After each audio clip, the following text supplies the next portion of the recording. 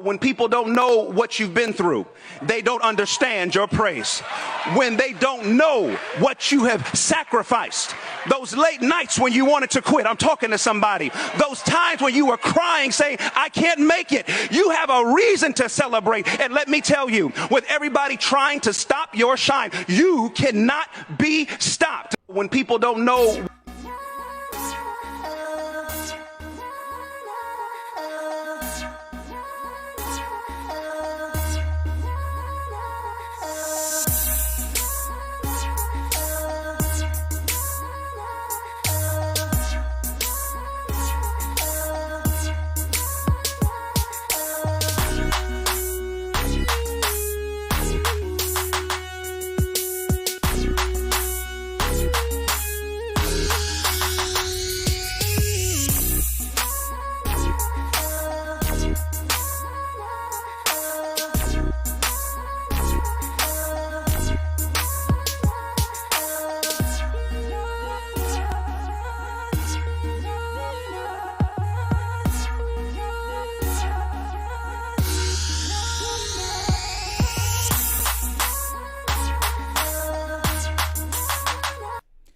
Good night, family.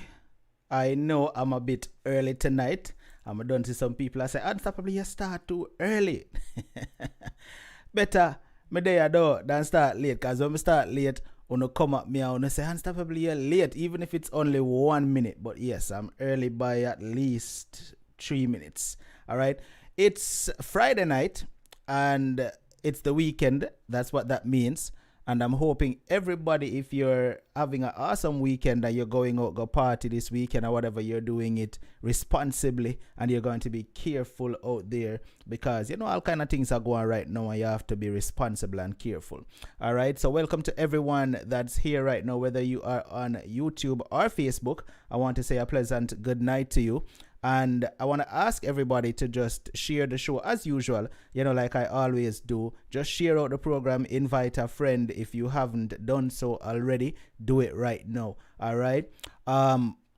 YouTube crew, make sure to click that like button and get the likes up. Nobody make me have to get pan under on the skin this evening and ask them to get the likes up. All right. And Facebook crew, share the show to at least every group that you are in. All right. And invite a friend over to join the program this evening. Because, you know, as I always say, this program is one that everybody should be aware of.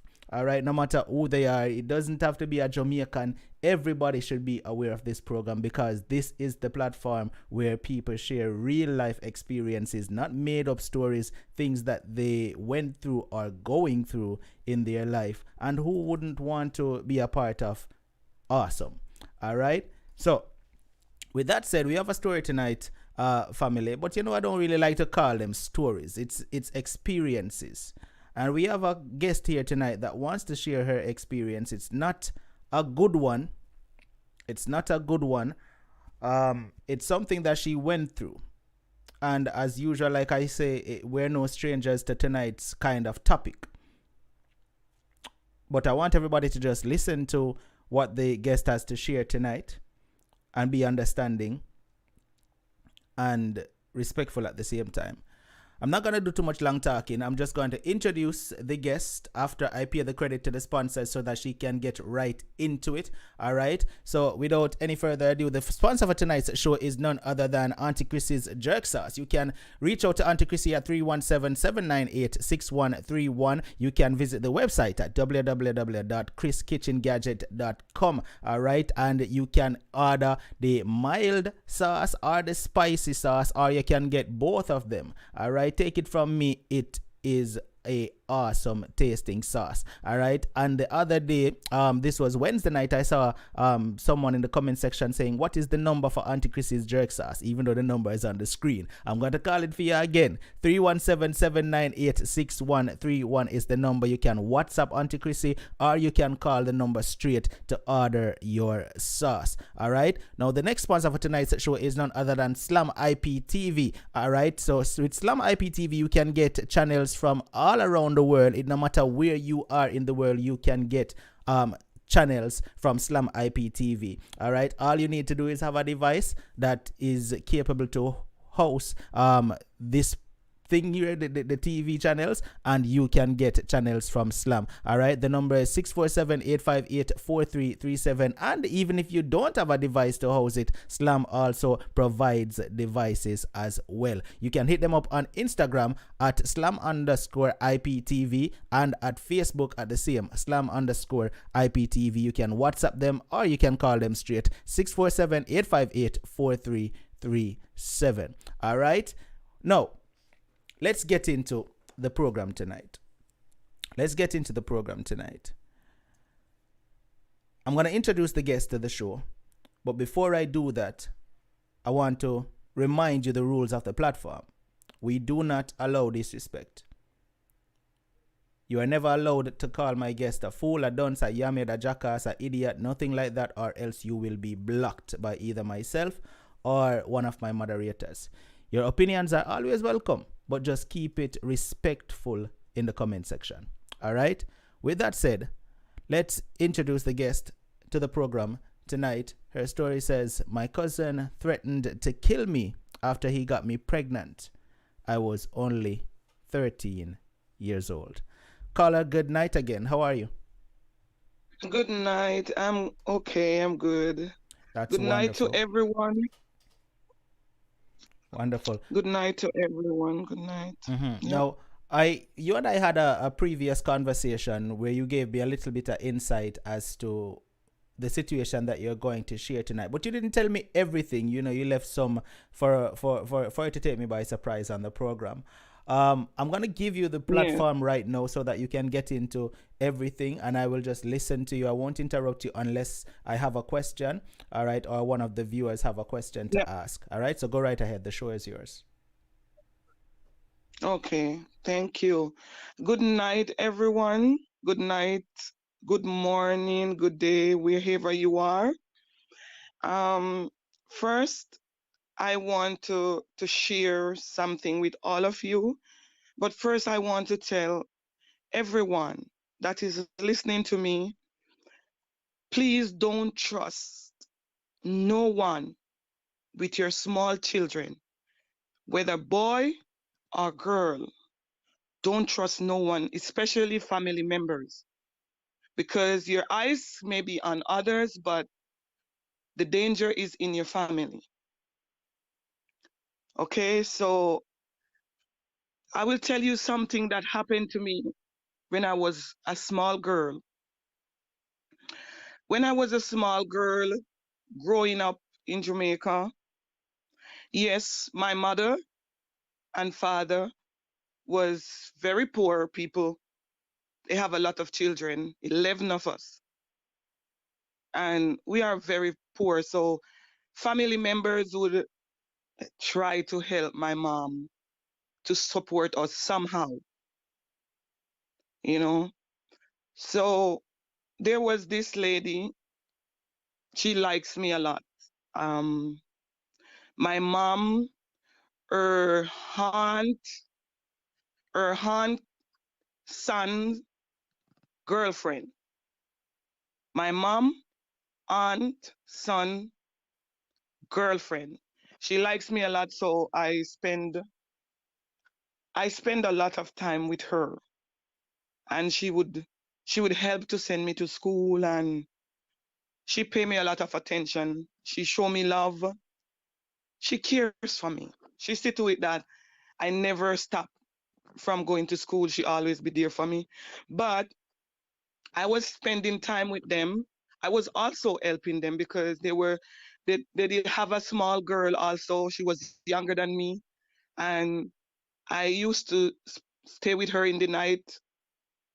If she go to work, I would sleep over and stay with her, the daughter from her. It's like I'm a caretaker for the daughter, you know? So living with them, sometimes it's like, for me, I'm happy. I'm happy to stay with them. With the lady, she was living with my cousin. My cousin name, I want to call the name. His name is Donovan Dixon. You know, because this I am not hiding, because who feels it knows it. And my cousin girlfriend somehow get a chance to leave to the US. When she lived to the US, I was still going there. Before she leave, she tell the gentleman that, oh, if you can help sometime to give her lunch money to go to school, you can help, because she care for me so much. And somehow she leave. When she leave, the daughter was still there. I was still helping with the daughter, like sleep with her, pick her up, bring her to school in the morning, or bring her to my mother place, and then after my mother place, then my mama would bring her to her basic school, because she was going to basic school and I was going to all age school. All right, let me All interject for a right. second and just to ask you a question, just for everyone to be able to Yeah. understand. All right, why is it that your cousin's girlfriend had to be taking care of you? Where were your parents at the time? My mom was there, my dad was there, but as I tell you, um, my parents was poor financially. My mom was poor financially, my dad was poor financially, but they they are there. They do things to help. But when you have a lot of children, and family members show up, and you think they are good in supporting you, then because I was living close, I was not far away from home. I Okay. was close to home. So my mom would see me, my dad would see me same way. It's not like I move out to live with them all entirely. I Okay. was between my mom and her. Okay. Okay. So you was just So mainly by your cousin's house, majority of the time is what you're saying, but you didn't live there. especially mostly in the night too, because I stay with the daughter in the night. I care for her because the lady, she was doing security work in Seawin Hotel in Montego Bay. Okay. All right. Continue. And yes. So eventually the lady, she get chance to go away to the US. Yeah. And when she leave, you know, it was sad for me because the way she cared for me, I used to miss her. So I still put out my best as a child to care for the daughter, and I would pick up the daughter from the man and bring her to school in the morning, or I bring her to my mama, and then my mama would take her to her school because their school was closed. And then eventually, some days I would be like visit them, because my auntie was living in the housing scheme. So I would visit them at times, go and come, go and come, go and come. But one one evening I was coming from school, and when I was coming from school, I have a friend, a boyfriend, you know, and I always stopped and sit on a long wall to talk to my friend, because you are not even allowed to talk to boys. If your family see you talking to boys, you can get beaten, real beaten, you know. So one evening, I was sitting on the long wall and talking to my friend, and when I look, I see Donovan coming. So when I see Donovan coming, I jump up off the wall and I stand up. I was shaking because I didn't want him to see me talking to some boys, because I think he would beat me, or he would tell mama, and then I would get beaten. All right. So I stand up and I wait till he reached close to me, and I said, "Good evening, Donovan." And he said, "Good evening." And he called my name. And I said to him, can you give me lunch money to go to school tomorrow? And then he said to me, "Yes, I'm going to the shop. So when I'm back, you can come and get it." I said, "Okay, all right." So I went home. I even forget I was talking to my friend, because I just feel nervous and shaking, because I don't want to get beaten. So I run off and I went home. When I went home, mom was there. So I tell mama, I say, "Mama, you know what? Danny is going to give me money to go to school tomorrow. So I'm going to take it and come." Mama say, "Yes, go and come." Which, I'm telling you, mom don't have no reason to be afraid, because it's one of my mother best cousin, you know. So I changed my uniform and I took off. When I went there, it's in the housing scheme. It take me a time to walk there. And when I went there, I knocked. I knocked on the front door and I hear his voice and he said, "Come in." So I went in. When I went in, I start to look around in the house, especially in the room that I normally sleep. I look around and, at that time when I'm looking around, I miss the lady more. So I heard his voice and say, I'm here in the room. So when I went in the room where he was, I saw him packing up some painting that he paint to sell. So I sit on the bed and he asked me, "How are you?" And I said to him, "I'm okay." And we are talking and I'm asking him about the woman. And he was telling me that she's okay, she's good and all of that because I never heard of her from she leaves. So I want just to hear if she's okay, if she's doing well and all of that. So sitting there and when he finished packing up the painting, when he finished packing up the painting, then he pushed me back on the bed towards the window. My head was underneath the window. So when he pushed me down, I said to him, "What you doing? What you doing, Danny?" And he said, "I must stop in eyes." And I said, "Danny," and I call my name. And I call my name and he holds me down and because I'm a very small, thin girl. And he holds me down on the bed and I started to call a neighbor next door. And he said, "I must shut up my mouth." And he grabbed my mouth and he braces on down on me and say, if I make one sound, I don't have to forget he can kill me. And he take off I was wearing a small dress with the tie at the back. And he take off my underwear and then he start to rape me. He start to rape me, Dana Van Dixon. Danny raped me. And when he raped me, finished, and I'm crying and screaming for my mama and telling him that I'm going to tell my brothers. He turned to me and said to me, "If I talk, he will kill me or he will never let the woman come and get me when she get herself good in America." So I rushed.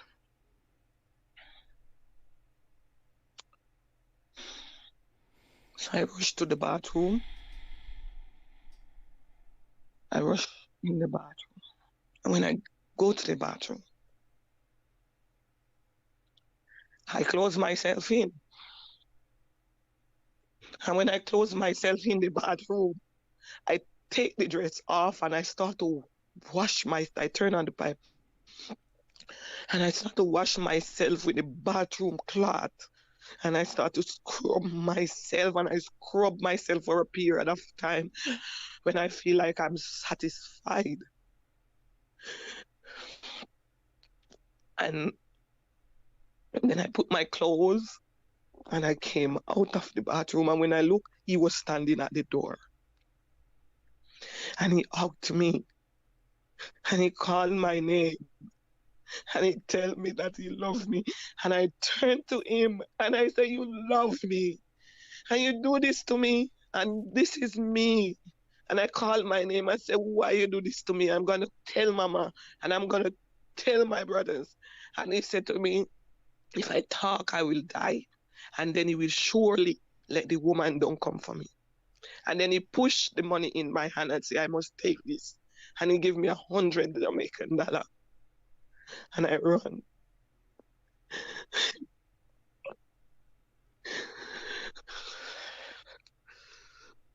And I run. And I run off. I went home. And when I went home, my mama said to me, where were you? Why you stay so long? And I said to my mama that I was eating dinner, and I want you to know all that this story, I never remember this. I never remember this. I never remember this. I never remember this, what I'm telling you all. I never remember it. I never remember. So when my mama said to me, why you stay so long? Then I tell mama that I was eating dinner. My mama said, okay. But I wasn't eating anything that my mom cooked. I remember my mama cooked turkey neck and banana, yam. I couldn't eat. Go to my bed that night. And it was when my world, I'm no more the small girl anymore within myself. I'm so hurt. I'm so angry. I don't know what to do. But I'm just living and thinking, and I don't know what to do. I'm just living. Eventually, I'm going to school. I'm still going to school. I'm still going to school, but when I'm going to school, I find out that I can't even sit and look what the teacher is saying. I'm confused, and I was in the class, but I was not there. I was in the class, but I was not there. Trust me. So I don't know what to do. I'm just confused. I can't talk. I'm afraid to talk because I don't want to die. And I don't want anything to do with my brother because I have a special brother that I really love and I can tell him, but I'm afraid that he would hurt him also and go to prison. I keep it to myself. So I was going to school and I can't focus. But I remember my sister, her boyfriend was farming ganja at the time. So at my home, the kitchen was always full of ganja. People always. So I think one, even when I come from school, that I see everybody smoking and nothing not happen to them.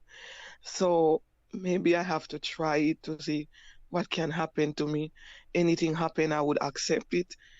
So one evening, I sit there and I think and I wait until everyone, my sister, my mom, my dada, was on the veranda. Then I went to the kitchen and I take a piece of the ganja. I take up a firewood from out of the I take up a firewood from out of the fire and I tear a part of the bag with the sugar and I go to the toilet outside because we have outside toilet and I went there and I sit in the toilet and I roll the ganja in the brown paper and when I did so I used the firewood to light it and I was there in the toilet smoking the ganja smoke and when I feel like I have enough I was sitting there and first I get dizzy but at the moment I didn't care what it would do to me. First I get dizzy from it, then I try to stand up and to see if I could walk off. But when I walk off, it's like I feel not so bad, you know. So I continue to walk, and so I went to the jump and I take a cup of water from the jump. When I look, I see the carbolic, there was this soap, carbolic soap was putting on down on a stone. So I took the soap and I washed my face with the soap and wash out my nose. Then I use my blouse to dry my face and I go and sit on the veranda like everything was okay with me. In the night when I should sleep, I slept. I slept so good. I I don't even know how I wake up in the morning. I was like feeling myself to see if I'm okay, feeling my foot and my hand to see, and I see that I'm good. I sleep good. I don't feel the way I felt before. So from then I continue to take the ganja and I start to smoke. When I smoke it, then I could sit and I could hear everything what the teacher's saying and I could do my work. That's the only way I could do my work. That's the only way I could listen to the teacher. So I started to smoke every evening when I came from school. I would smoke when my mom and my dad is sitting around the front and I have to wash the dishes before I sleep. So I have the opportunity to smoke before I go to bed.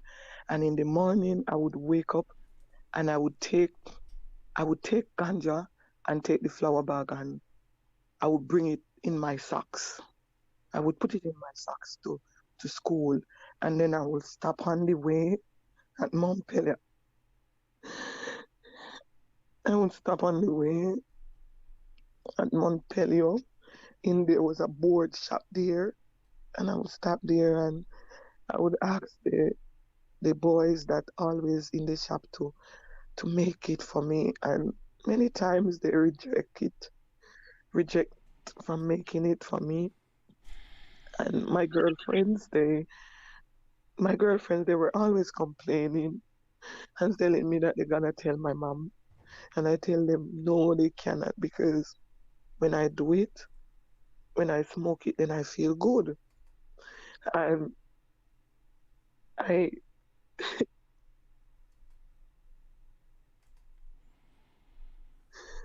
that was my only source of staying in class or staying focused to try to get an education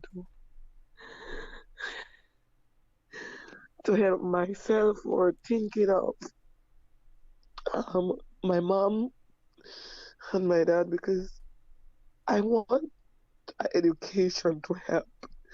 I want an education to help them in the future because they are very good parents, especially my dad, So my mindset was I have to become a soldier.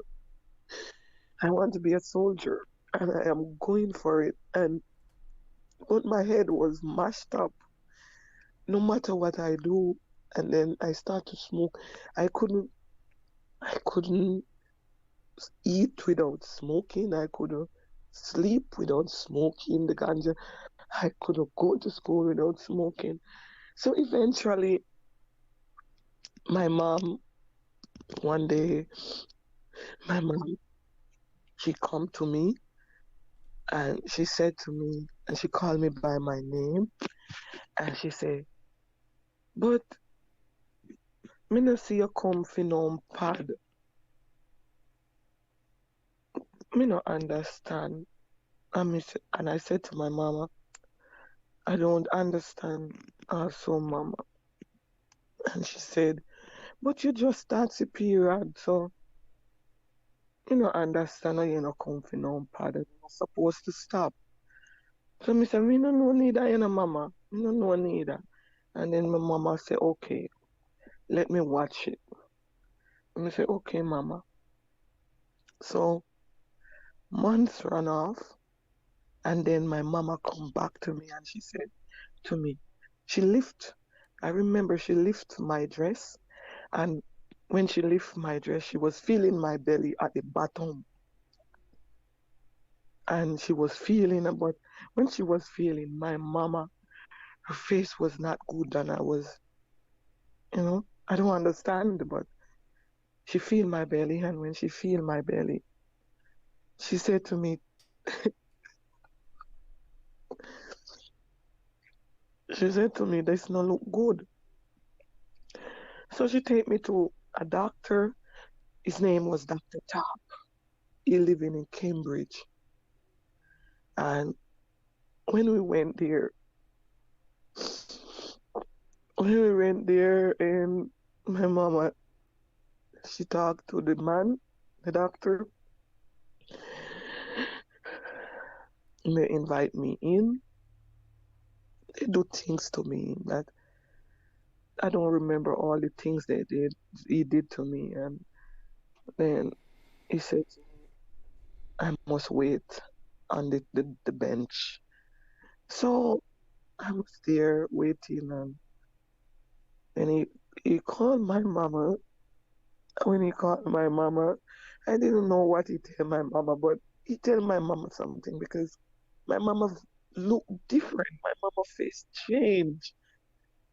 So my mama came and she sit beside me. And when she sit beside me, she grabbed my leg and she pinched me. She pinched me so hard. She was tearing out my skin. And I said, Mama, what is it? And she's not talking, but she's using her eyes. And then doctor called her again, and then she said to me, come, we have to go. And then we go, and then we take a taxi to Montpellier. And when we reached at Montpellier, we came out of the taxi and we walk up towards where we're supposed to take the next taxi to go to Bethel Town. And I was standing there, and my mama gave me one slap in my face. And when she slapped me in my face, she said, who would breed you? And I said, Mama, I don't breed. And she said, yes, I don't breed you. But only thing was going in my head, I don't want to die. And I want Mama to know this. If Mama hear this, I want Mama to know that.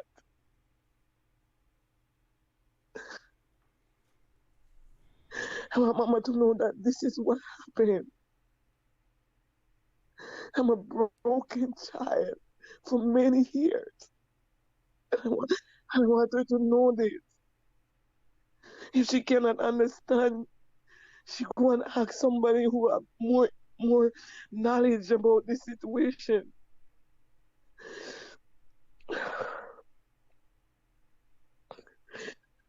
So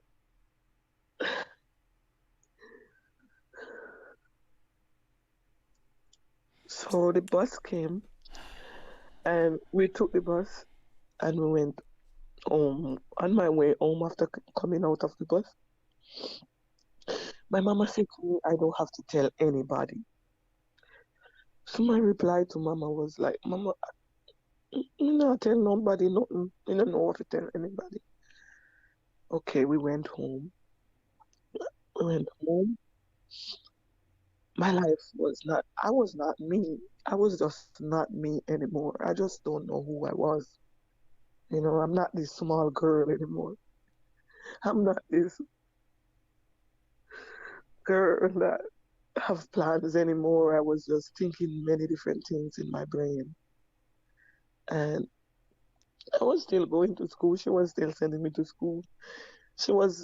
When she find out that happened, she said, who do it? I said, I don't know, Mama. I tell her I don't know, Mama, because I don't want to die. So I tell her I don't know who do it. I've been telling her for weeks, months, that I don't know. And one day I asked myself, what am I going to do?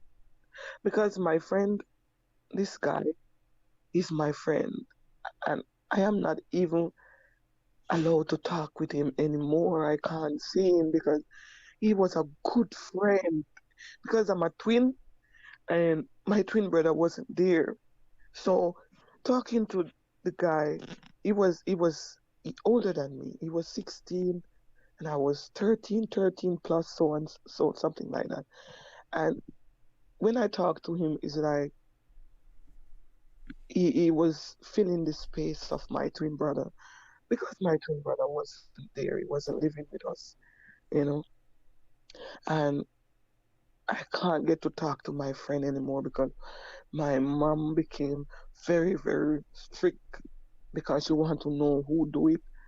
And I can't tell her because I don't want to die. I don't want to get my brothers get hurt and all of them stuff, you know. And this, my cousin Donovan, he tell me about his family that live in Cold Spring.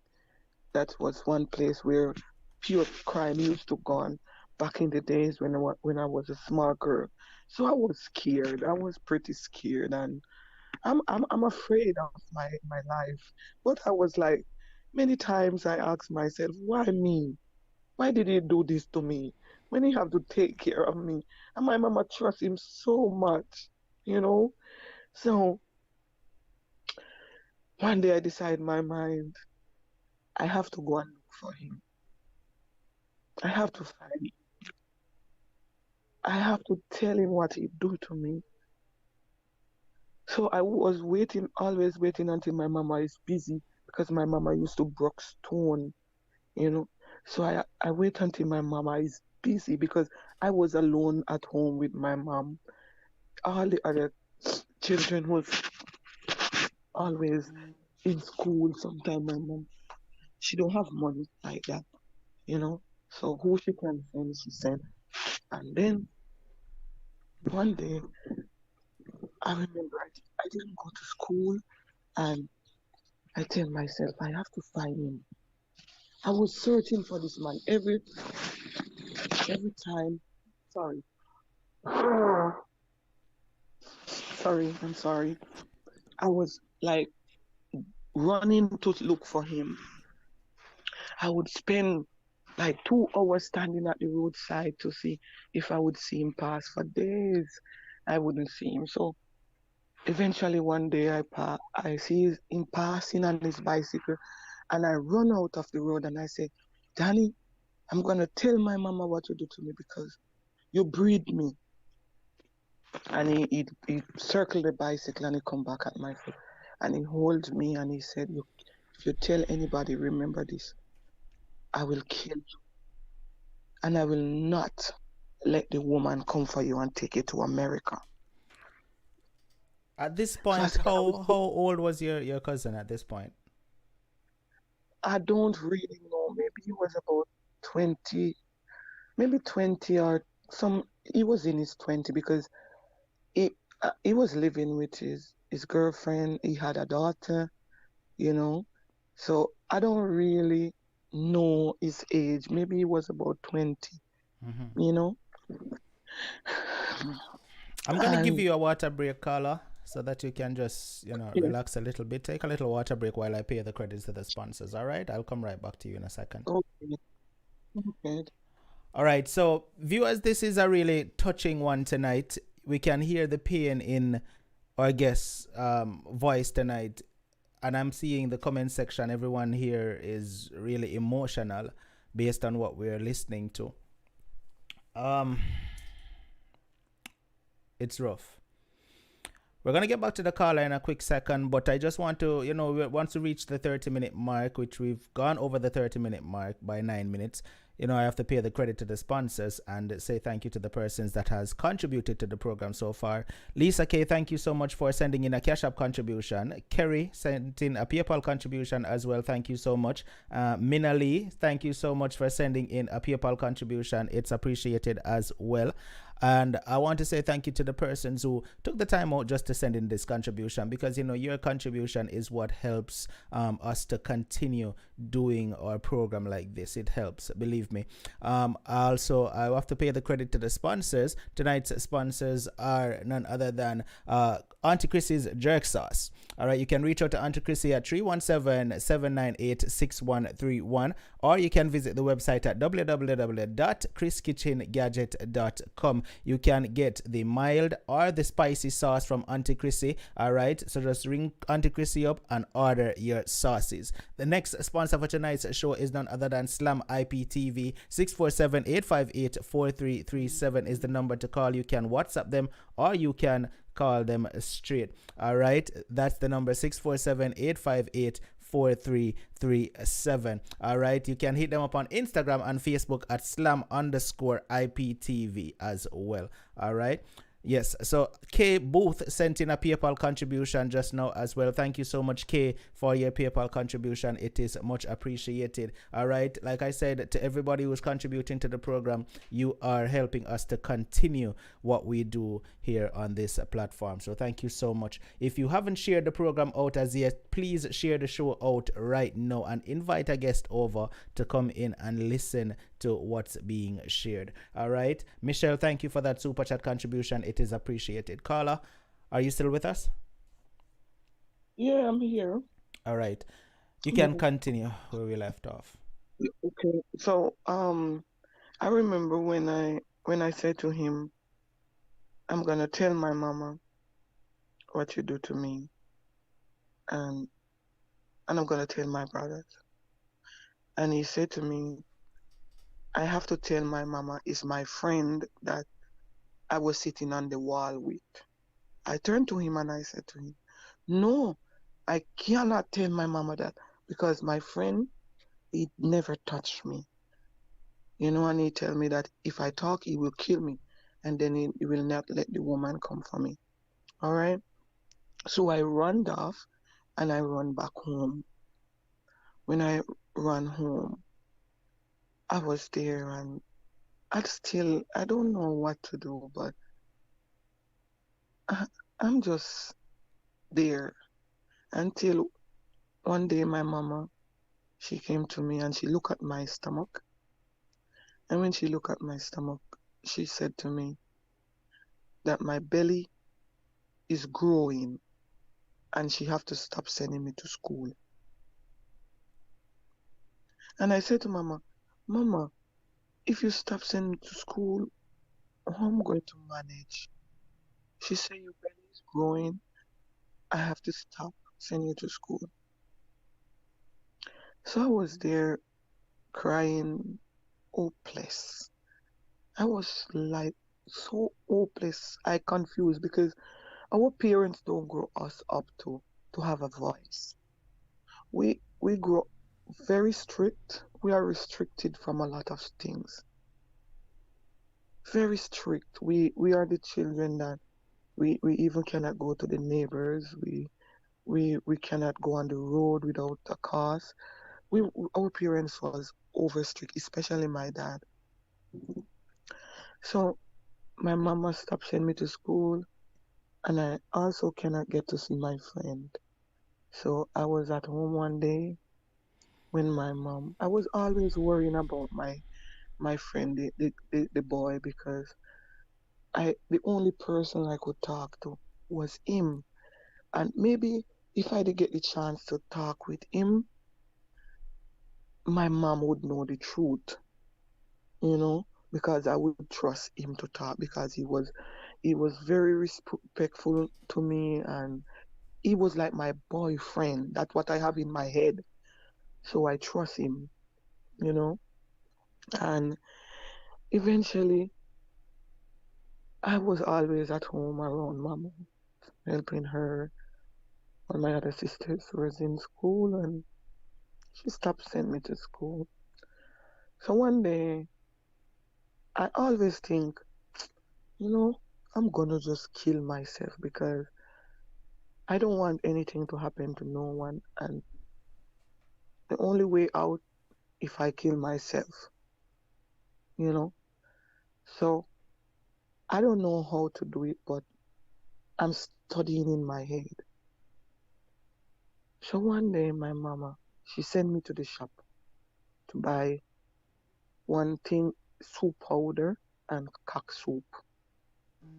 And when she sent me to the shop to buy that, I go to the shop and I buy the thing that she sent me to buy. On my way back, I was just talking to myself and planning that today is the day. Me, I'm not going back home. Me, I'm gonna kill myself because I can't. No, first, she asked me who do it. First, she asked me who do it. And I tell her it's my friend, my boyfriend that I sit with on the evening time. And my mama become like a monster when she hear that. And my mama go to the brother. It caused a big disgrace. Big disgrace. I was like, what did I do? Why I do this? And the brother from my friend did not accept it. He did not accept it because he was telling my mama, yes, they are friends, but he didn't touch her because I warned him. They always sit and talk, but he didn't touch her, you know. So one big drama, disgrace. I mean, a small girl, you know.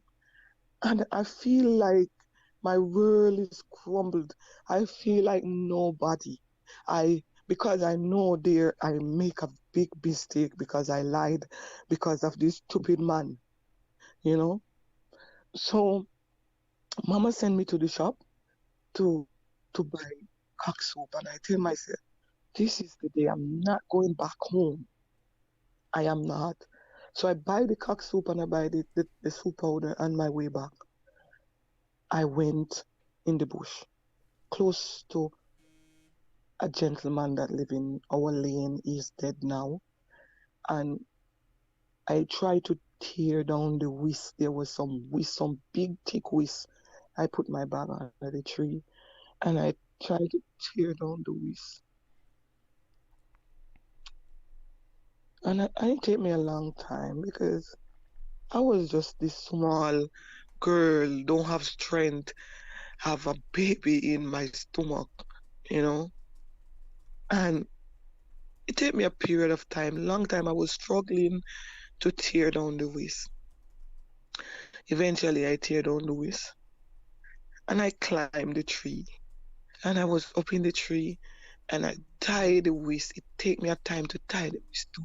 I was using my hand and my mouth to get the whisk to tie around the tree limb. And when I tie it there, I want the part now to tie around my neck. And I hear crumbling coming up under the tree. Like somebody's coming. So when I look, I see the man coming, the old man that owned the land. And he looked up in the tree and he said to me, who you? Come down. And I said to him, I said, sir, I'm picking a trocho, sir. I'm picking a trocho.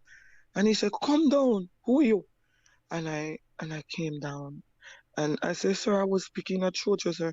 And then he said to me, look, there is a lot of trocho. You could stretch your hand and pick.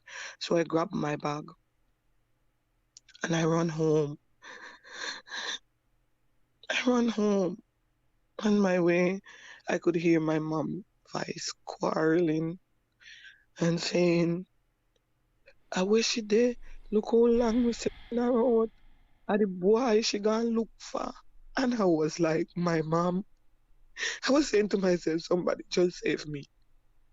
Somebody just stopped me. So I'm running to her. Then I run to her.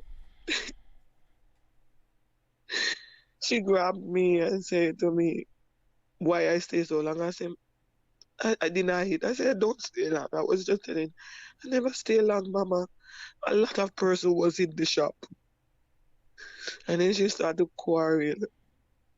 And she called my brother, that my brother have to beat me. No, my brother did not know that I was pregnant. Only my mom did know and one of my older brother did know. But the brother that she called, he did not know. He didn't know. He just have to just beat me, as my mama saying. And he beat me. And he beat me. And he beat me. I was like, even when I was screaming and begging and telling him to stop, mama was telling him to beat me. And he beat me and he beat me and he beat me. And when my mom was satisfied, he said my mama tell him to stop. And when he stopped, I tried to get up off the ground because I was on the ground.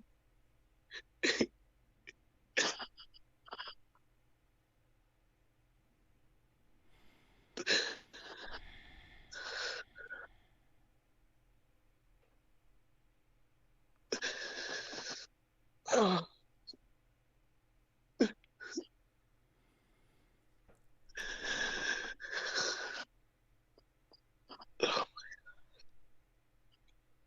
I'm sorry. That's fine, caller. Take your time. No need to apologize. Take your I'm time.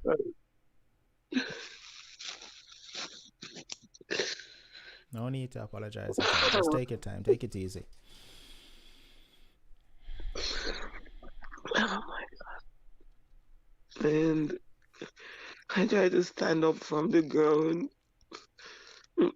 I was struggling to stand up. And then I feel like there was water running down my legs. And when I look, I was bleeding. And my mama grabbed my hand and she looked at me and she put me to stand.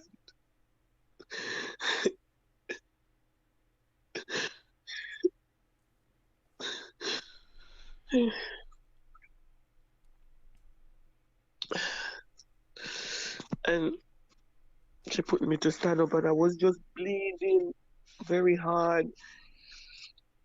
And I don't know who she called, and I don't know if it was my brother. She sent call my older brother or so.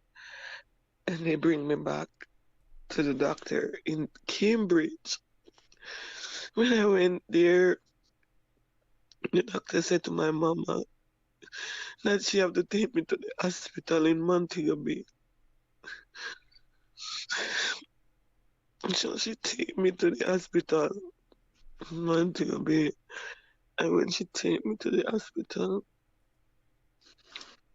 I just can recall when I hear one woman say it looked like we have to take her to the theater. And they put me on a bed. But after that, I don't know nothing after. I don't know what happened after they put me on the bed. I just know that I wake up in a big place with a lot of people around me on the bed upstairs, the hospital. And when I wake up, I see my mama. I see my mama at my bedside, but she was so angry. She bring me some things like soup. I think she did bring me some soup, and she was angry with me. She was so angry with me. And then she left me there, and one nurse, no, one woman, she was wearing pink and white, and she was checking because I was having a drip, and she was checking, and I can recall now that I said to her, "What happened to me?" And she said to me, "A little girl like you, what you gonna do with belly? You're lucky. You're lucky because you could have dead. Well, look how you not even have breasts." And she insulted me so much. I don't know how long I was there when I realized that time. After I was there some days, I think I was in the hospital maybe 2 weeks or no, 1.5 weeks. But my mom would come every day to see me. She would come and see me every day. And she would bring me food and night tea. But she wouldn't talk to me. But within myself, I know my mother is angry with me. She would, and one of the time she said to me, "You Tande, you could have dead." And she said to me, "Me mustn't tell nobody because growing up we are scared of our parents, you know." So when she said, I don't want to tell nobody because if I tell nobody, I'm scared of dying. So she said to me, anybody asks you what did happen to you, you must tell them that you did have hemorrhage. That's what my mom said to me. The nurse then didn't nice to me, so I couldn't trust them. But they should look at my body and they would know that I was beaten. And they were still asking me what happened, and I tell them that I was having I have hemorrhage from bringing the water, and I fell down. I was there some days, and then my mama, she came for me, and I went home. I was at home for some weeks until she said I could go back to school. And before I go back to school, she get a doctor certificate, a fraud doctor certificate from Dr. Tab to show that I was having hemorrhage. Fraud, it's a fraud, you know? And I go back to school. But I was at school, but I was not there. I was just a broken child. I start to smoke more. I start to buy my money, what she give me to buy lunch. I would buy Heineken. Before before I go to school, I would buy the Heineken and put it in my bag. Then I would drink the Heineken. I would smoke first in the morning, and when I get lunchtime, before I met up with my friend, I would drink the Heineken. That is the only way I could feel myself. I became a very rough young girl, always protecting myself after. I was just always protecting myself from everyone, everybody around me.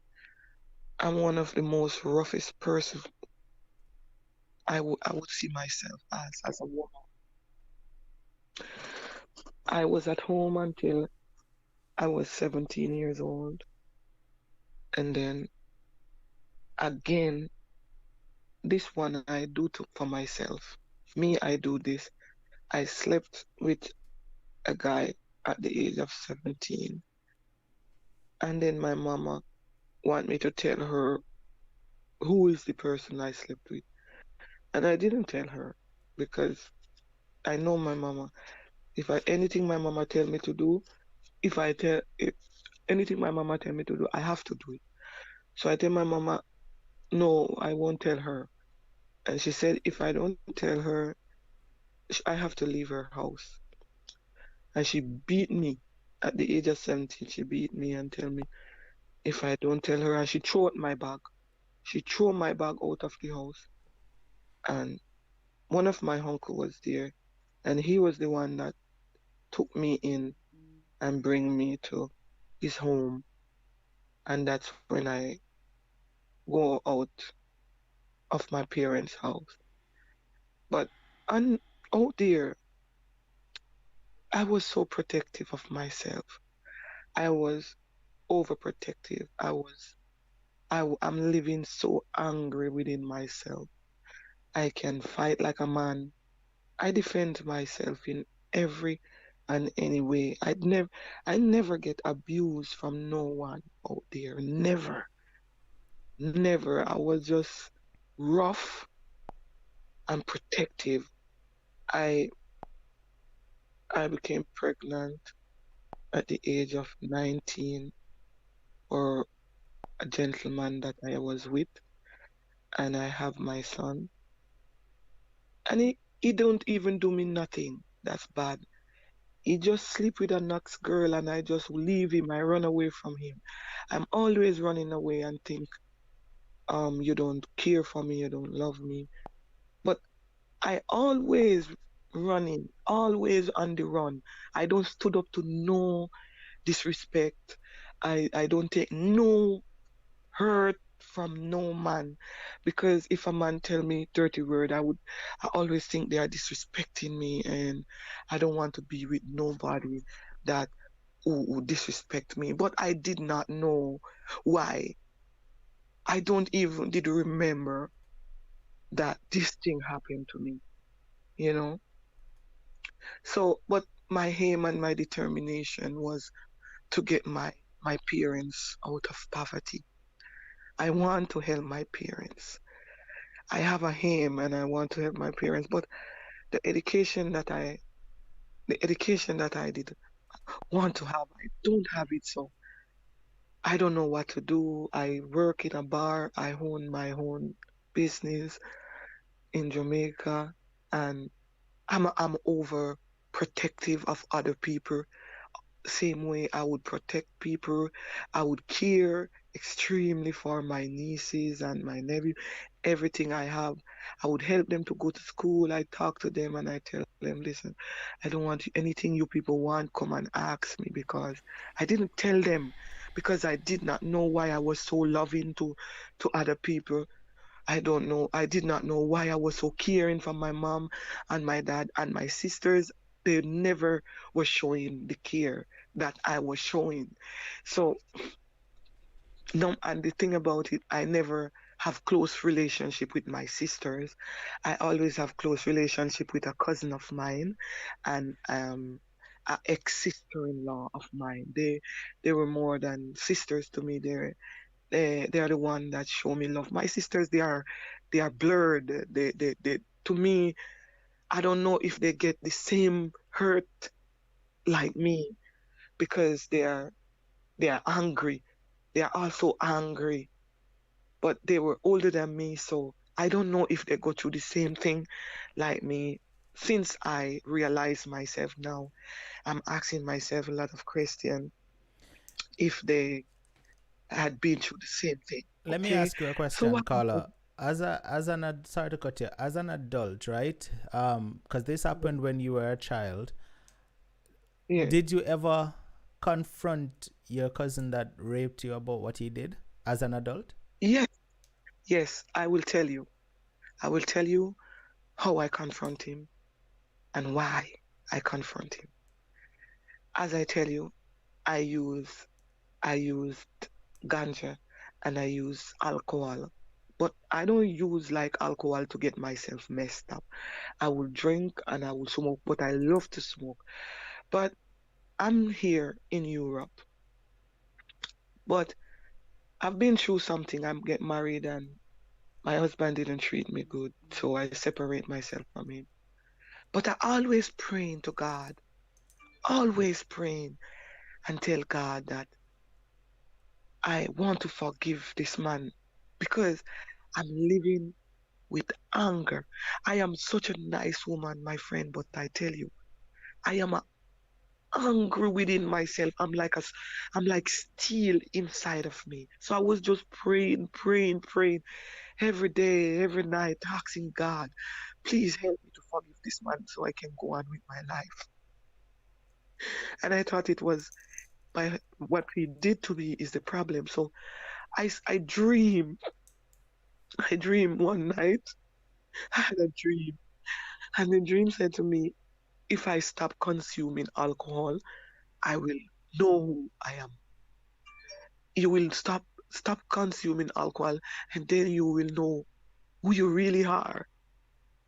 I was so shocked when I get this dream. I love to drink red wine and prosecco, especially on the weekends when I'm not working, like on Friday evening or Saturday.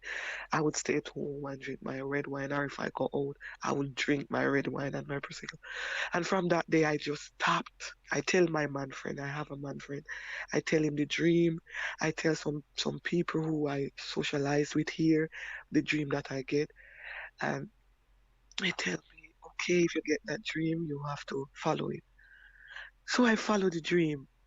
So I stop completely. I don't drink, I don't smoke.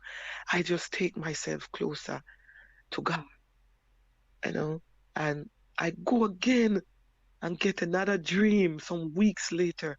And I say, some man come with a photo and he hold up the photo in front of me. And he said to me, until you solve this, you will be free. It's a dream I get. And when I get the dream, I jump up out of the bed. I was just walking up in the house and saying, God, this is true, this is true, this is true. And I was crying. I was just crying and I was like asking myself, why did this come back? This happened years ago. Why did this come back? So I didn't know how to go about doing it.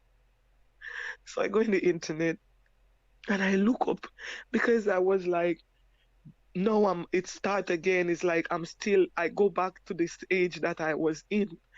So I don't know how to angle it, and I can't, and I don't smoke, and I don't drink, so I don't know how to angle it. So I call one of my friend in America, and I tell her what happened, and then she said to me, I have to get therapy, go and get a therapy. So I look up in the internet, I get therapists, and I ask her for immediate, immediate, because I didn't want to remember.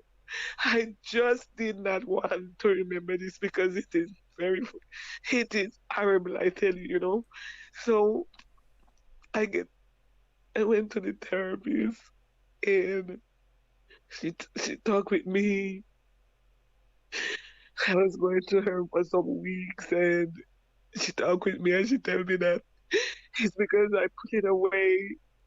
I put it away for so long. I was use alcohol and and the ganja to, and now I stopped. So it's like it came back, and I asked her how I can what I can do to stop it. And I was visiting her. I visit her a lot of time to talk to her about it. But I am so close to God, so I am always praying and asking God, what am I supposed to do? And within myself, I'm getting answers. So I it's like I get the answer that I have to find the man and confront him. So I look him up on the Facebook and I I get him on the Facebook and I write him and I tell him, I please can you give me a call? And he tried to call me when I was at work, but I didn't pick because I have a plan. I did have a plan for him. Because in this world, if you don't have proof, you don't have nothing. People can say you're lying, you know. So I cannot answer him when I'm at work. So eventually, I didn't even call him back. I just write him and tell him I'm at work and I will get to him. And I sent my number to him that he can write me or call me on the WhatsApp. So I was just praying and asking God because I come back to that broken little girl. That's where I find myself, the position I find myself, the same little girl. And I was just praying that I don't want to smoke and I don't want to drink. My kids, I have children, they are big, and I want to live to see them grow up. So I was going to the therapist and just helping myself, talking to her, and I'm home and I'm praying and I'm talking to God. And I ask God to bring me down because I don't want to talk to him because I am a very rough person. Don't forget, I tell you. And I don't want to go on the phone with him aggressively. So I was praying for days I was praying for days that God bring me down. Don't let me attack him aggressive, because if I attack him aggressive, I'm not gonna get the truth. And I want to record him. And I want him to know that I record him. I I want him to know now, if he's listening, that when I record you. So no matter what you do, I have you. Right?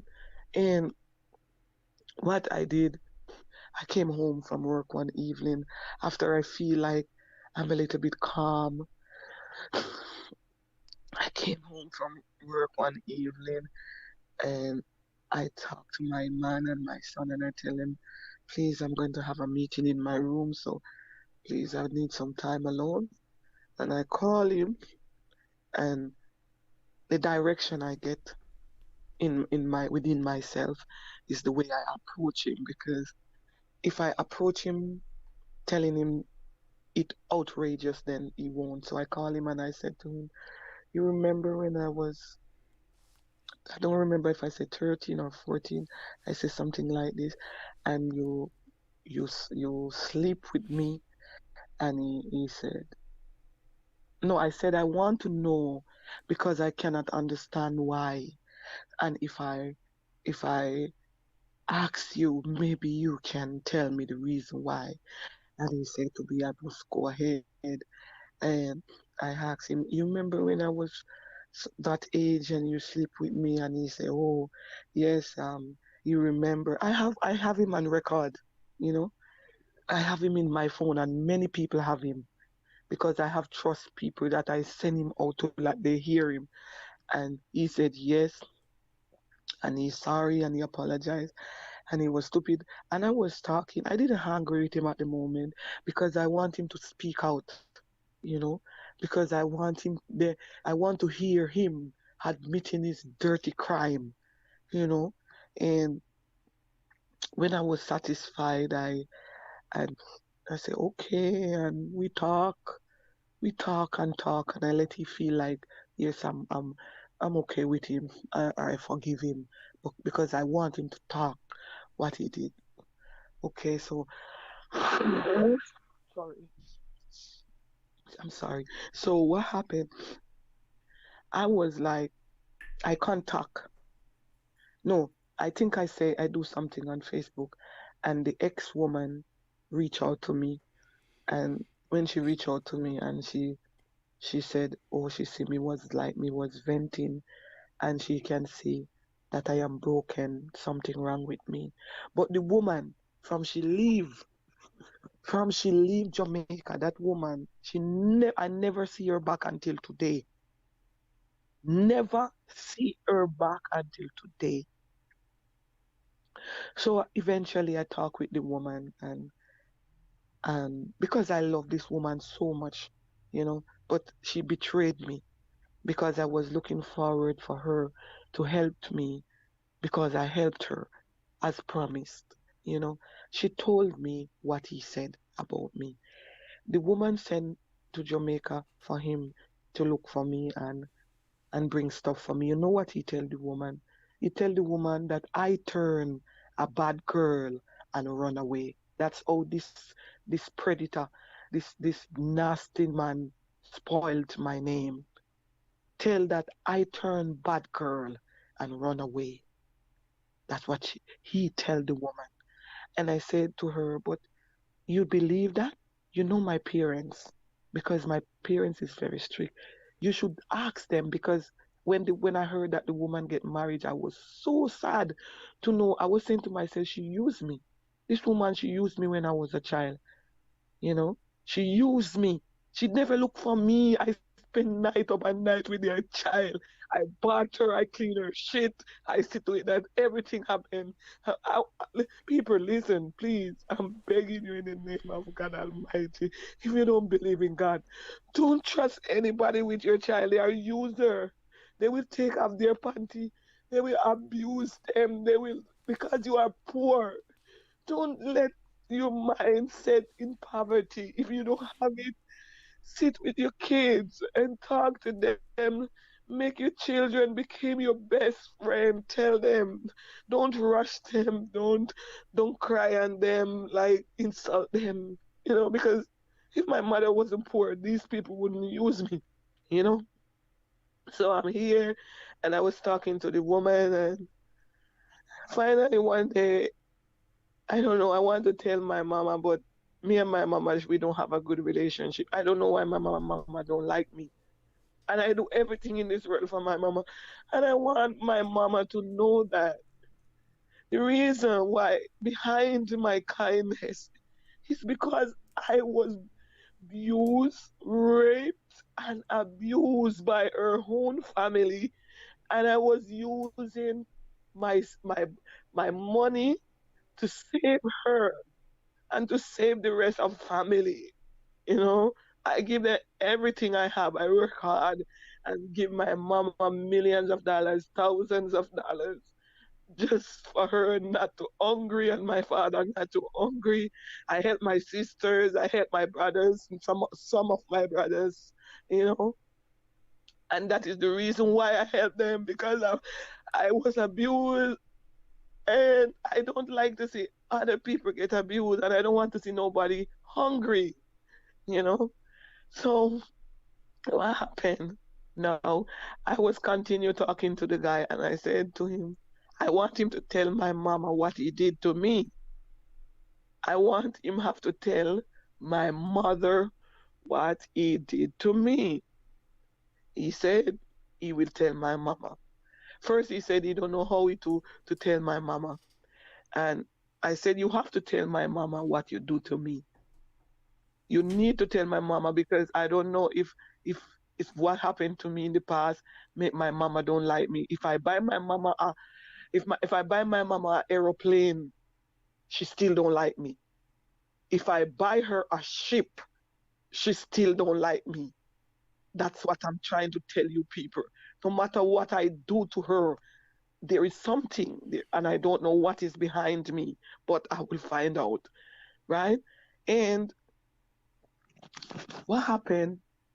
I was here some months ago, maybe about 3 months ago, and my one of my son called me and he said, "Mommy," I say, "Yeah," because I wasn't talking to my mother for a year because of circumstances. I tell my mother to stop doing something, and she continue. I take care of my mama.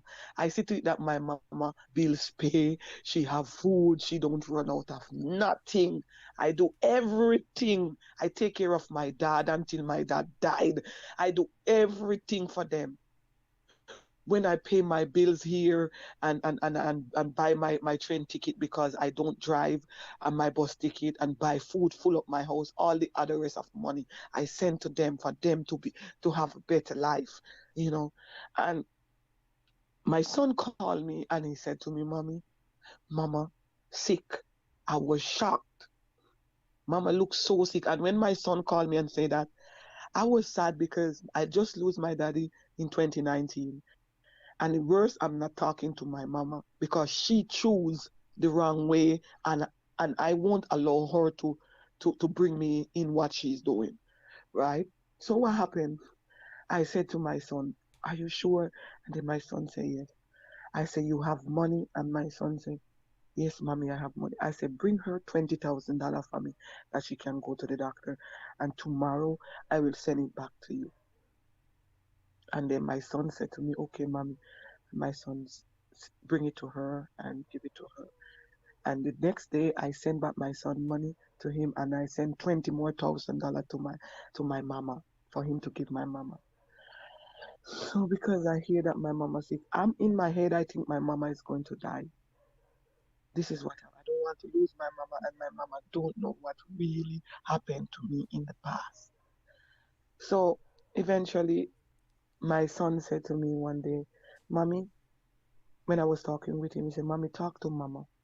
And this is see mama here, talk to her, and you have to talk to mama. And he said, "Okay." Give her the phone, and she come to the phone and say, "Oh mom, how are you?" And I hope all is well with you and so forth. And you know, I talk with her and we have a good conversation. And I said to her, "Okay, I don't want to talk about nothing else more than you right now." And we were talking, and then we stopped talk, and then I was thinking that I could tell my mama of my own. But within myself, I should not tell my mama.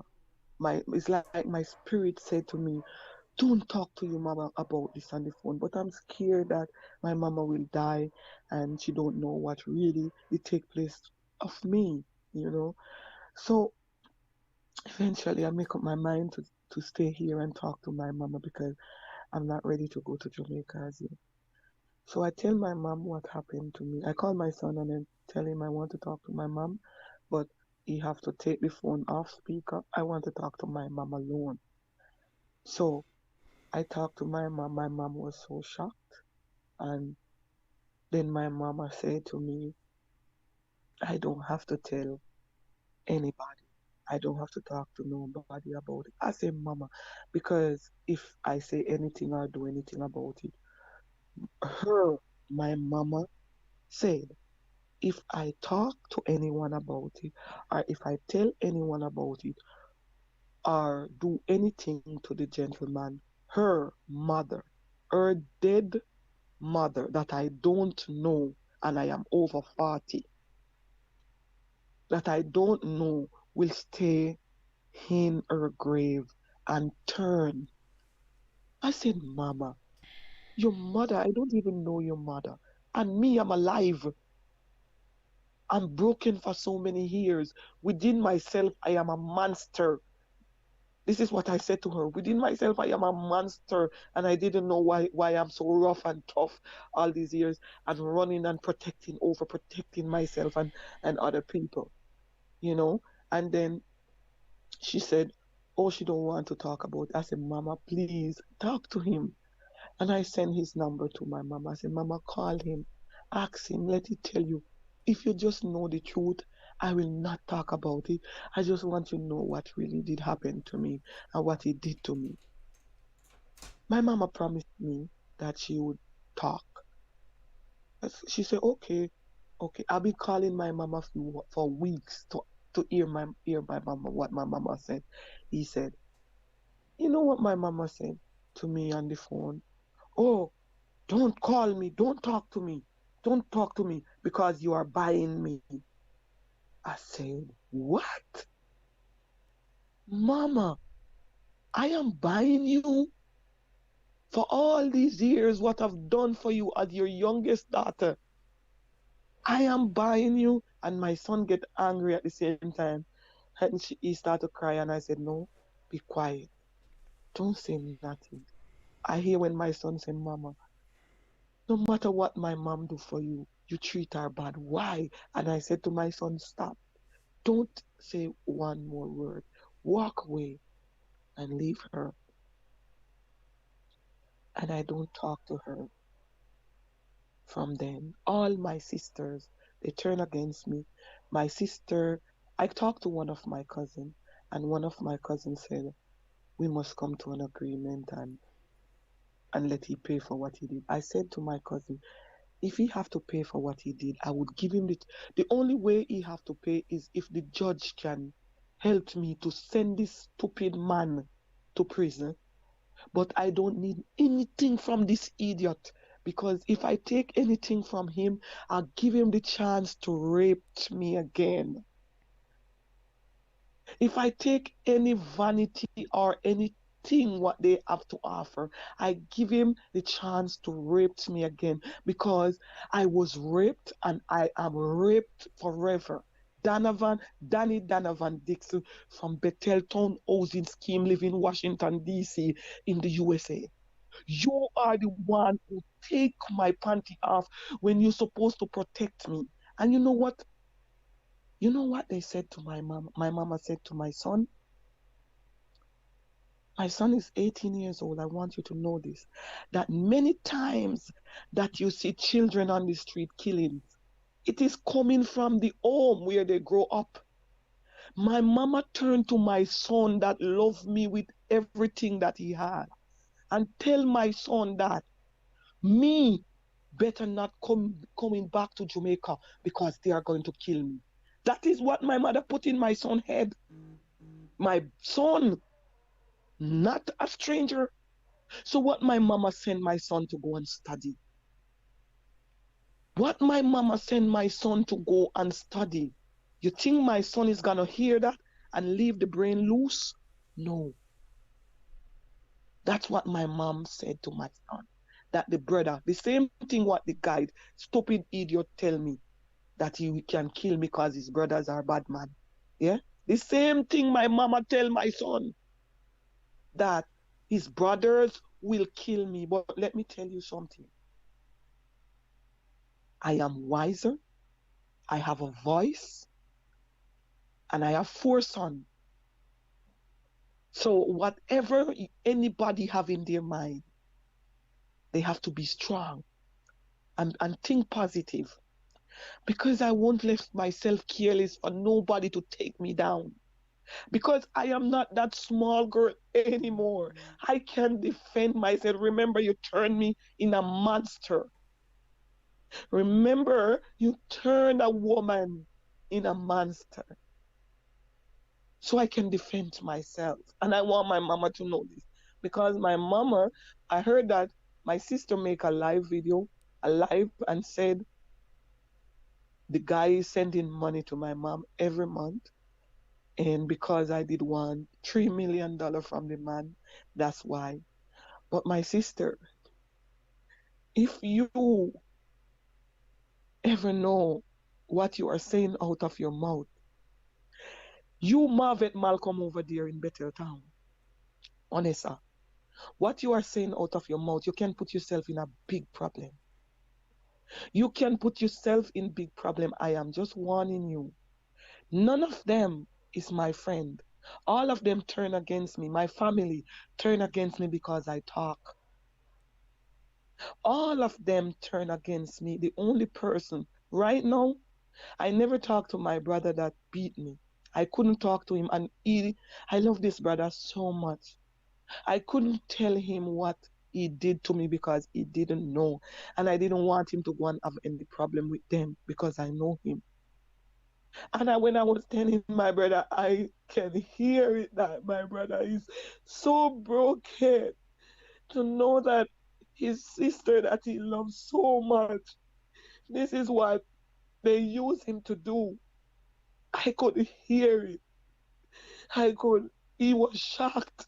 He was like, what? I said, I know you did not know this. You know?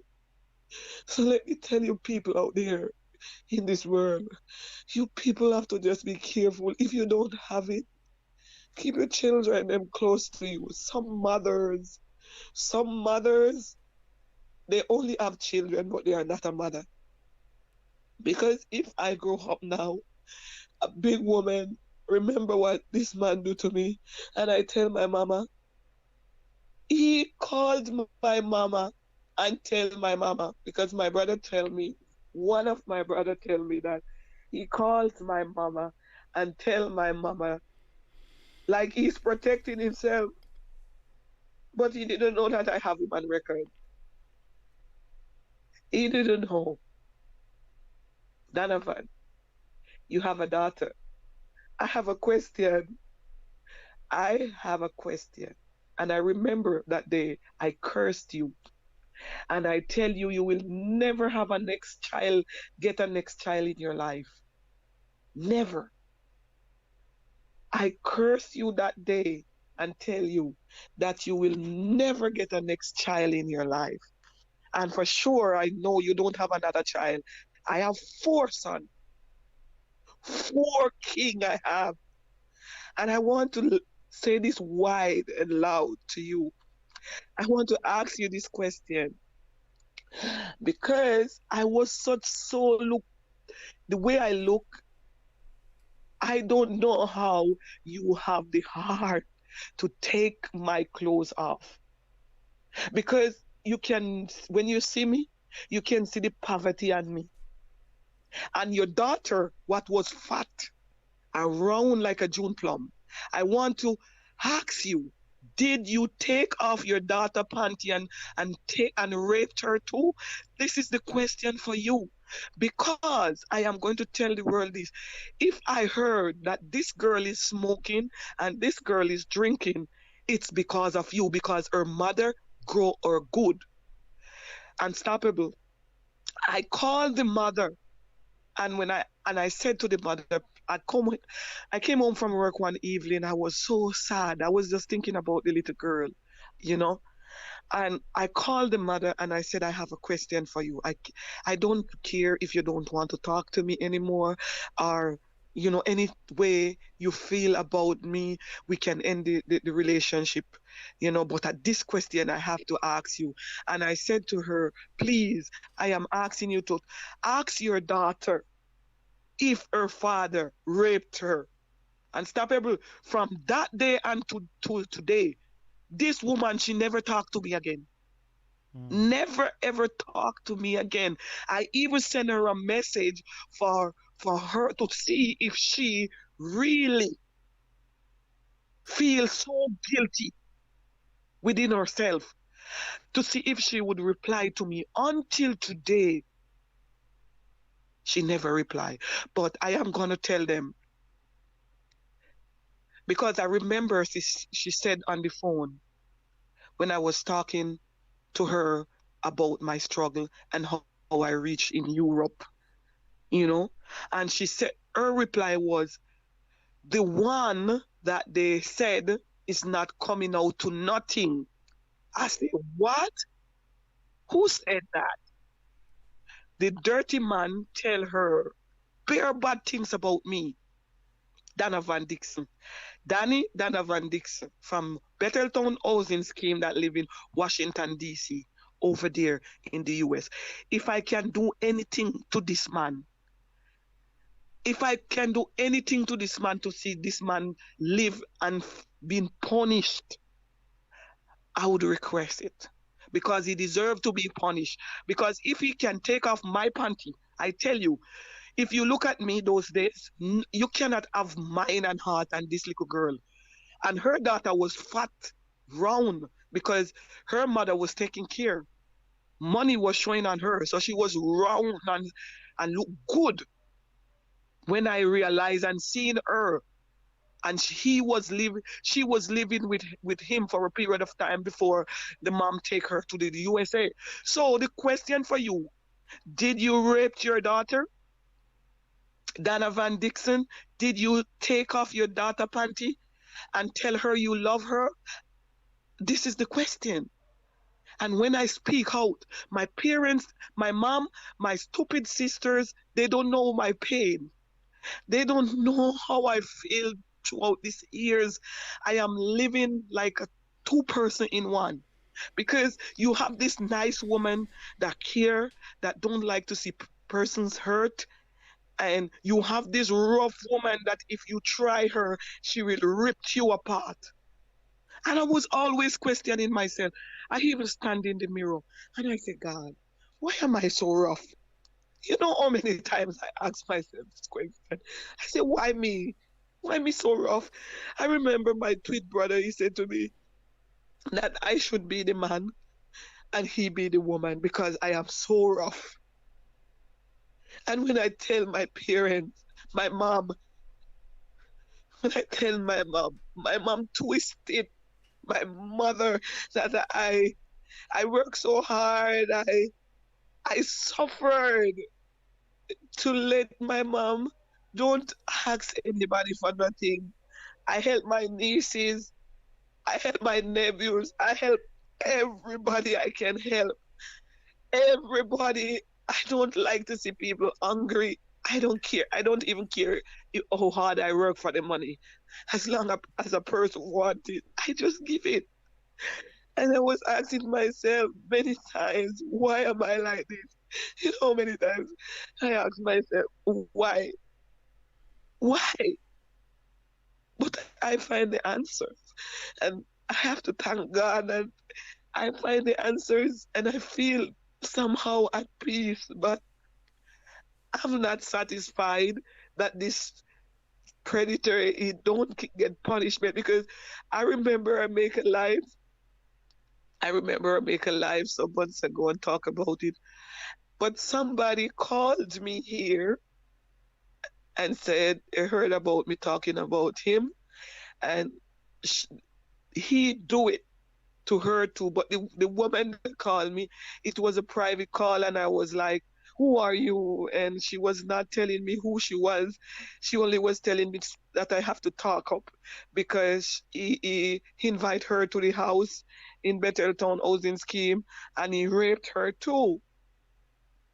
You know, and the woman was telling me to speak up, and I just asked the woman, "Please tell me your name," and she just hung up the phone. So is a thing that they do because their parents was in position, and our parents was, you people, you they were seeing us as nobody because look at the things that I done for them.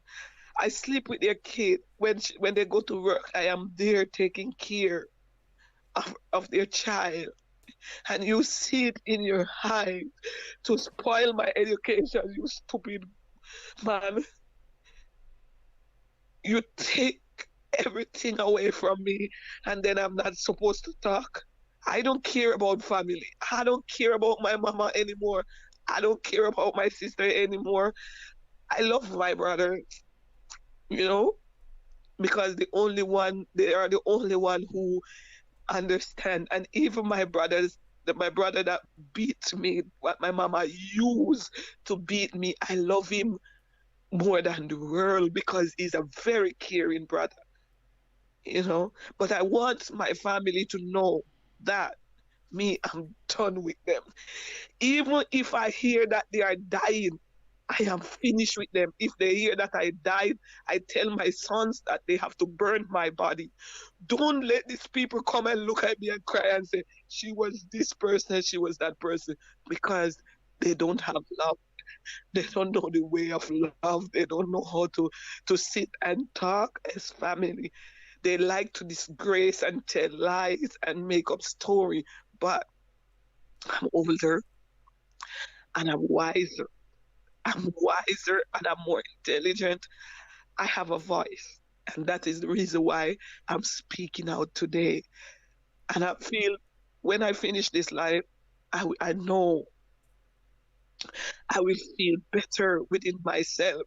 And I just want the world to know, women out there, mothers, please, I am begging you all, don't know me. But please, I am begging you all, keep your children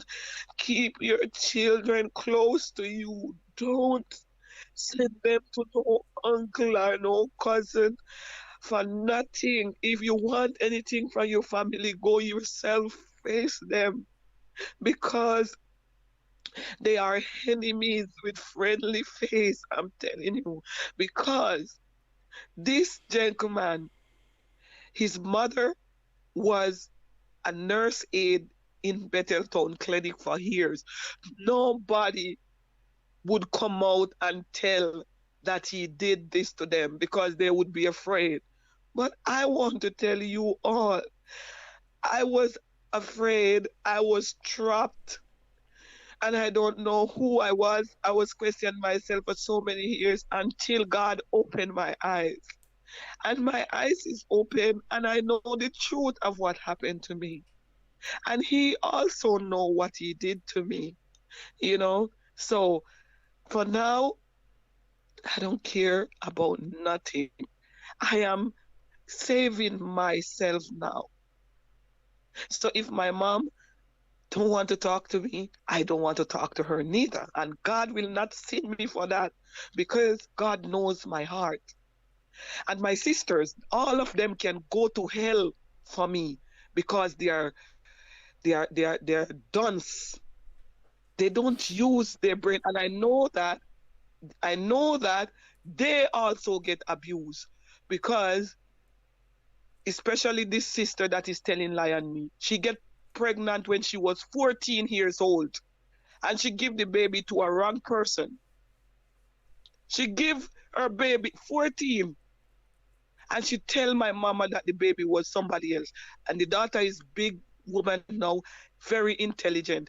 And I call the daughter and I tell her, please, it is time for you to find out who your real father is. And she said to me, Auntie, I don't like to in this type of talking. The man that is my father father will always stay my father because I know. I said, go and find out because you have a child that one day will want to know who is real grandfather he is, or maybe he will date his cousin, or he will date somebody close to him. So you have to find out from now before it's too late. And because I talk about it, all of them turn against me. Everyone turn against me and tell me that I shouldn't talk about it. I should let it go because it's for a long time. If it's for a long time, why it come back to me? I didn't ask it to come back. I didn't want to remember. You think I want to remember this? I have sleepless nights. I work so hard. I come home from work, I cannot eat. I just keep drinking tea, and water. I have sleepless nights because I remember this. I did not want to remember.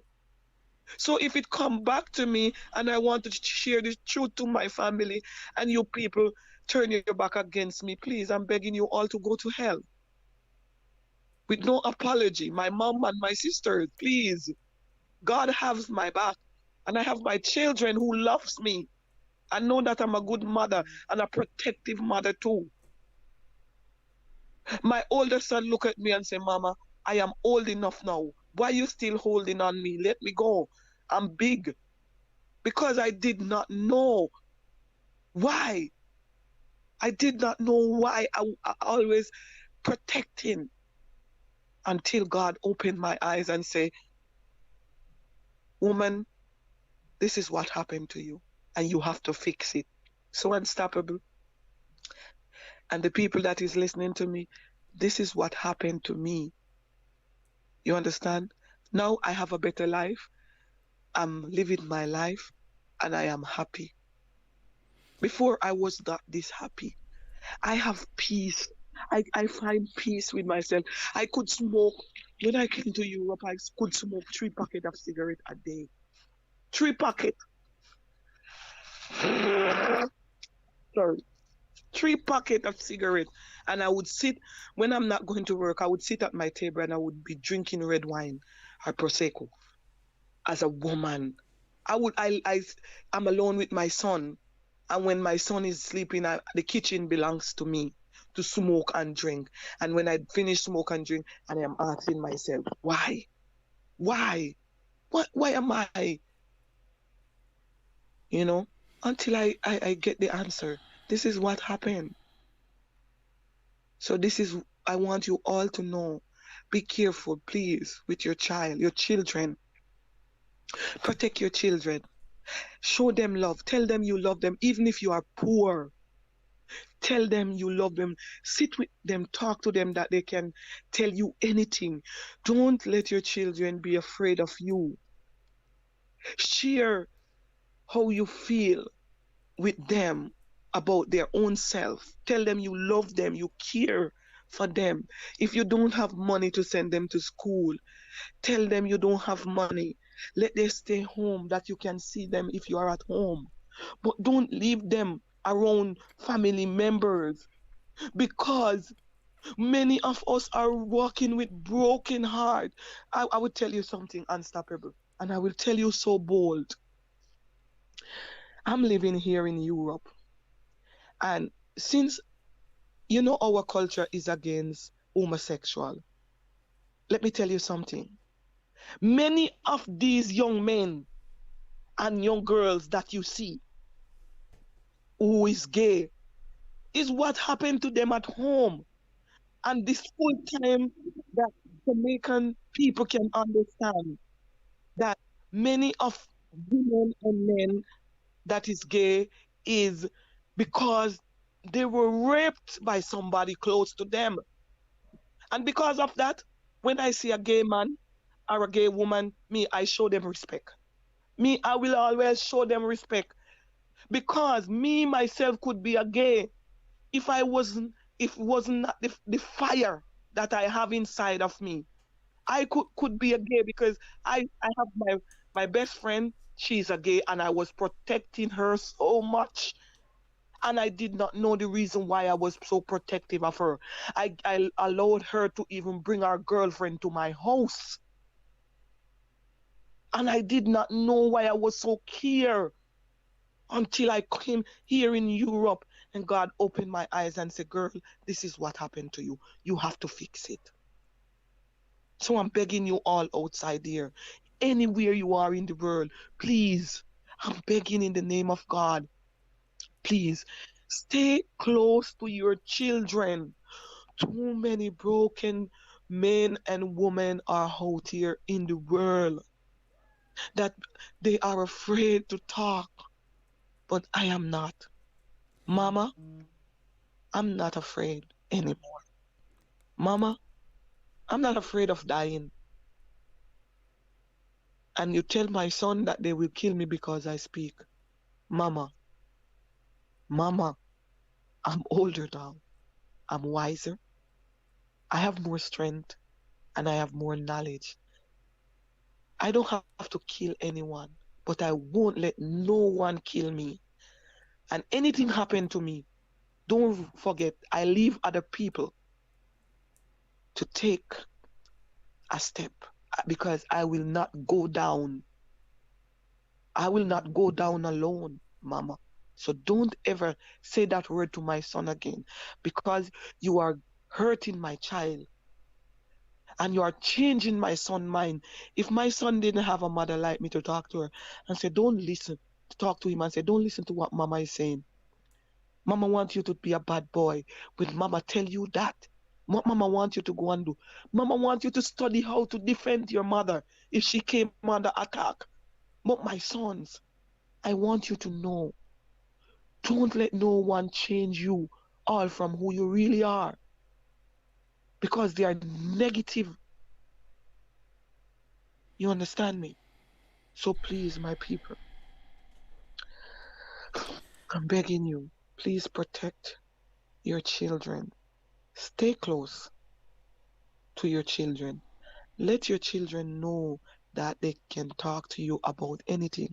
Don't let no cousin come and they give them no $100 or sweetie or anything. Don't let that happen. They are drawing them close to take off their panties. You had mentioned Okay? that you sought out therapy. How long were you in therapy for? You know, I actually go to the therapy for about 6 or 7 weeks because it's very expensive. And every time I go there, I talk the story, I cry. And I don't like to cry because Did I it seem feel I'm like strong. it was helping at the time? It helped at the moment because she helped me how to remember why it came back, Mm-hmm. because I did not understand it, you know. So it helped me. It bring me down. If it was not for it, I would be raging like a bull. Mm-hmm. The talking from her bring me down, you know. And if I feel not wonderful and want to talk, I can go to her, Mm-hmm. because we still have our connection, Mm-hmm. you know.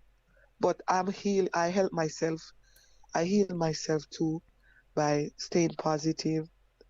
I pray a lot, and I talk to my children mostly, and I have some good friends that I talk to who really really respect and can talk to me back, can relate to my topic and talk to me and encourage me, and all of that, Mm-hmm. you know.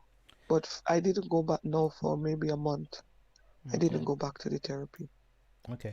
Well, but I was going there. you said the reason why you wanted to share tonight was so that everyone would hear who this person is Yes, and also yes, to know that they should protect their children. Well, Carla, the world is yes, hearing you tonight, and I want to thank you so much for sharing this horrible situation yes, that happened to you, and being yes, strong enough to talk about it tonight, because you talking out right now is bringing more awareness to situations like these, especially happening presently, because it's happening right now as we speak to a young child. So we have to bring yes, awareness, yes, and I do thank you for doing definitely. so. Yes, and thank you too. I really appreciate that you accept me here to talk. Thank you for All being right. here. I appreciate it. Thank you, and thank everyone on the live. I really appreciate you all. Thank you, and you all take care and Yes. open your eyes on your children. Okay? Thank you. Have a good night. All right. Same to you. Thanks. Bye. Much love. Unstoppable family, I know you would have wanted me to open the phone lines for this one tonight, but we have gone extremely over time. This live right here is going into 2 hours almost. So that's the reason why I'm unable to open the phone lines tonight. But this experience that was shared tonight is a horrific one. You know, she was raped, abused, got impregnated, and then had the baby beaten out of her. So she continued to get victimized over and over and over and over, all because of one predator. And even years later, after the incident, she continued to get victimized by her very own family, who told her, hey, leave that alone, nobody bring it up. And it's something that we hear far too often, where victims are told to just leave that alone. Where I bring up that now for. Look how long that happened.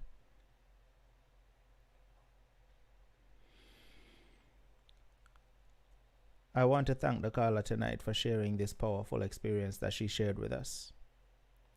If you're out there and you have a experience that you want to share, it's very simple. All you have to do is send a message to our WhatsApp number 876-420-3368. All you have to do is say, Unstoppable, I have a story I want to share, and I will get back to you once you send that message. Everyone has a story. Everyone's story may not be the same, but everyone has a story. And sometimes talking out helps. Speaking out helps at times to get it off your chest. And also, even if it's not about healing yourself, your story may also help someone out there that's going through whatever it is that you're sharing, so that that person can understand that they are not alone and may be able to be empowered based on hearing your story to put a stop to whatever is happening to them. So 876-420-3368 is the number. Just send a message to WhatsApp and say, Unstoppable, I have a story I want to share. Now, I want to give some highlight to someone that, a guest that was on the program a few months back. You may remember she lost her sight, and she shared her story, which it was a powerful one as well.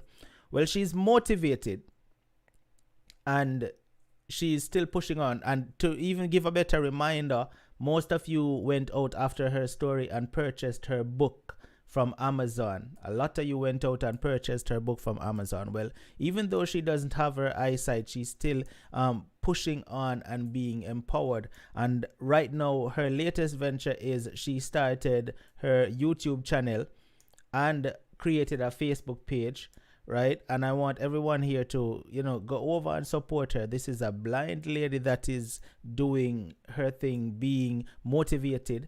She has no eyesight. She shared her story on this platform. Most of you can remember her. Her Facebook page is Michelle Cares Foundation. So you can find her on Facebook, Michelle Cares Foundation. And her YouTube channel is Michelle Positive TV. All right. So check her out on YouTube, Michelle Positive TV. And if you're on Facebook, check her out at Michelle Cares Foundation. All right.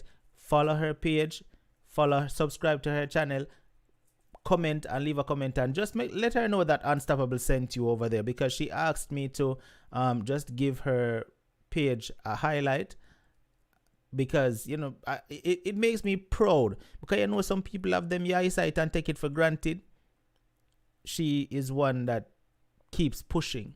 All right, so her page is Michelle Cares Foundation, and her YouTube channel is Michelle Positive TV. So just look it up and search for it. All right.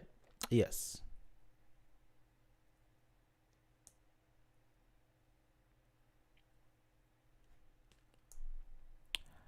All right. So let me just do a quick block right here. So, because obviously this person doesn't belong here.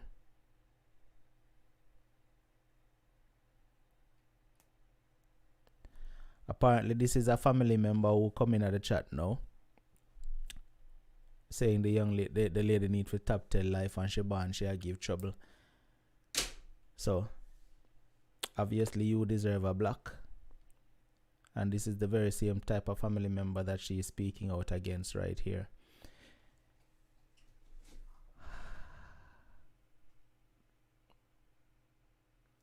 The person just commented and said, stop tell life and your ban you give trouble. Stop trying to disgrace the family.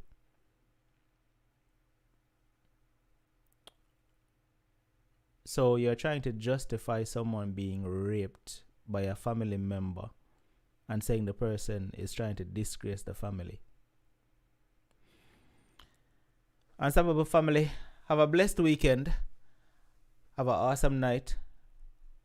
And be safe. I'll see you all on Monday night for another awesome program. Be blessed. See the music, see the music, see the music, see the music, see